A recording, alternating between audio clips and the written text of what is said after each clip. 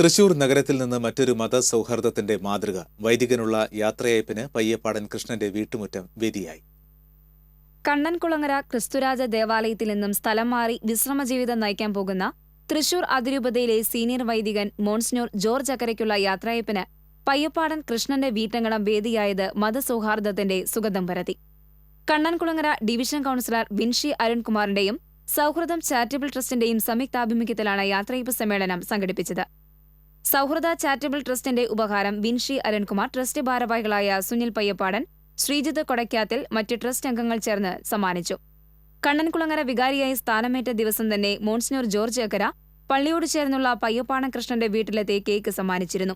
സൗഹൃദം charitable trust ഓഫീസിലെത്തി ഡയറിയും പേനയും സമ്മാനിക്കുകയും ചെയ്തിരുന്നു. കണ്ണൻകുളങ്ങര റോഡിന്റെ വികസന പ്രവർത്തനങ്ങൾക്ക് നിരന്തരം ഇടപെട്ട വ്യക്തി കൂടിയായിരുന്നു മോൺസിഞ്ഞോർ ജോർജ് അക്കര. ഇടവകയിലെ വീടുകൾ സന്ദർശിക്കുന്നതിനോടൊപ്പം തന്നെ പ്രായാധിക്യം മറന്ന് മറ്റു മതസ്ഥരുടെ ഭവനങ്ങളും സന്ദർശിച്ച് ക്ഷേമകാര്യങ്ങൾ അന്വേഷിച്ചിരുന്ന മോൺസിഞ്ഞോർ ജോർജ് അക്കരയുടെ യാത്രയയപ്പ് സമ്മേളനത്തിൽ പങ്കെടുക്കുന്നതിനായി നിരവധി പേരാണ് എത്തിയത്. TCV news, Thrissur.